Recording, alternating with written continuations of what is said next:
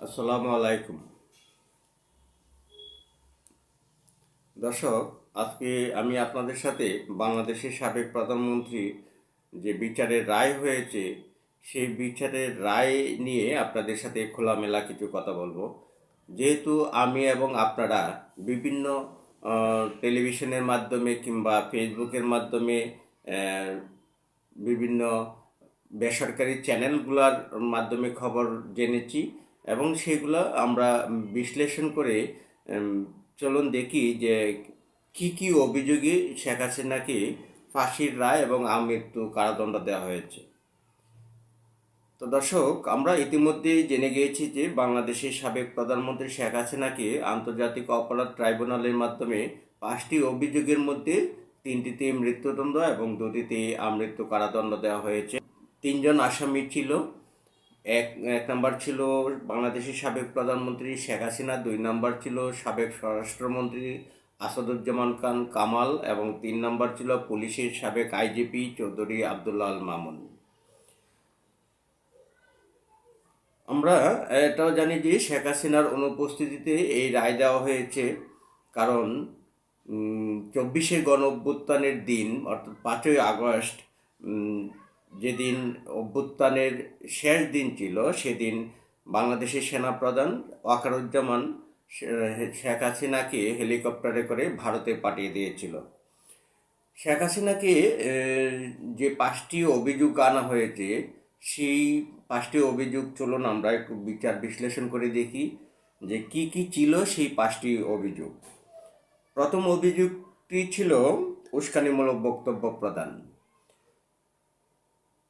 তো শেখ হাসিনা যখন চীন সফর শেষে বাংলাদেশের সাংবাদিকদের নিয়ে একটি সংবাদ সম্মেলন করছিলেন, সেদিন এক সাংবাদিকের প্রশ্নের জবাবে তিনি মুক্তিযোদ্ধার সন্তানরা চাকরি পাবে না তো কি রাজাকারের নাতিপতিরা চাকরি পাবে, এই বলে যে মন্তব্য করেছিল সেটি আদালতে প্রমাণ হয়েছে যে এটি উস্কানিমূলক বক্তব্য ছিল এবং এই উস্কানিমূলক বক্তব্য থেকেই গণ অভ্যুত্থান হয়েছে। সেজন্য তার রায় হয়েছে। এই অভিযোগের ভিত্তিতে তাকে আমৃত্যু কারাদণ্ড দিয়েছে আন্তর্জাতিক অপরাধ ট্রাইব্যুনাল। দ্বিতীয় যে অভিযোগটি ছিল যে প্রাণঘাতী অস্ত্র ব্যবহার করে আন্দোলনকারীদের দমন করার নির্দেশ দিয়েছিল।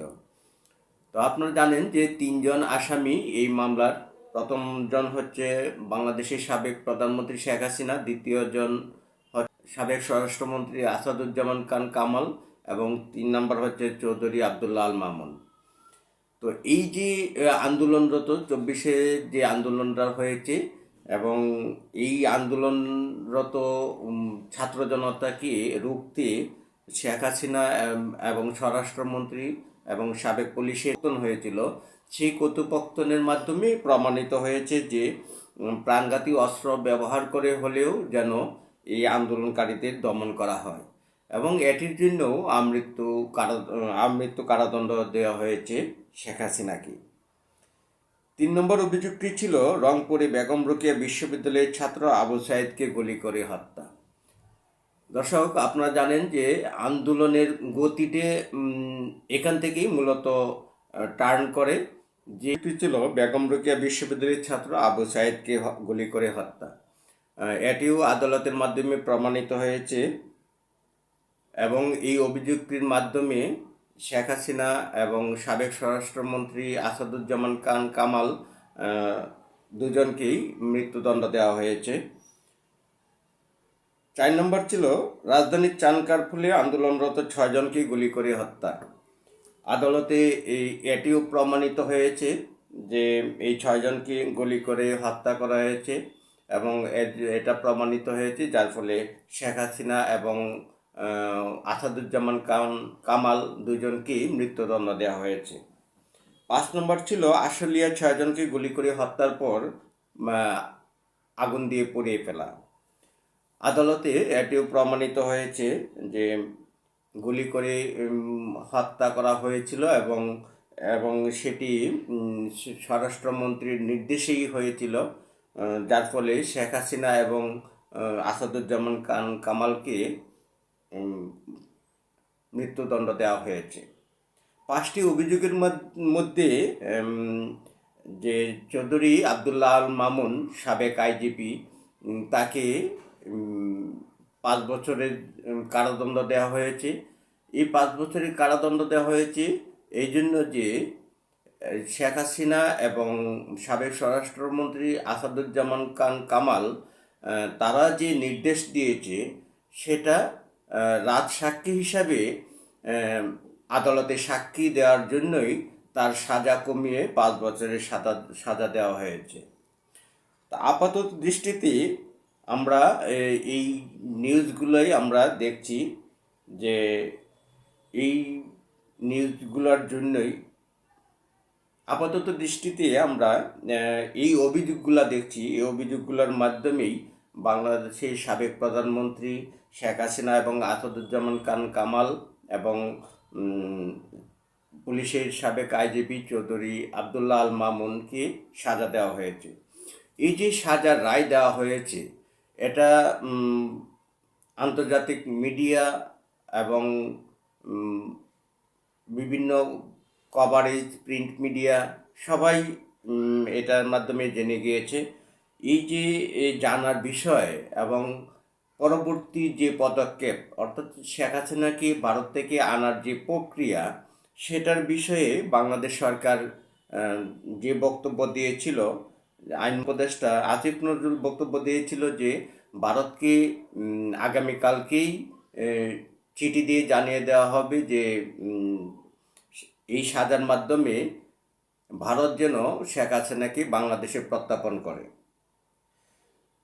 তো আমরা এখন পর্যন্ত কোনো মাধ্যমেই, কোনো নিউজ চ্যানেল বা কোনো টেলিভিশনের মাধ্যমে এখন পর্যন্ত আমরা জানতে পারিনি যে বাংলাদেশের আইন উপদেষ্টা ভারতকে এমন কোনো চিঠি দিয়েছে কিনা।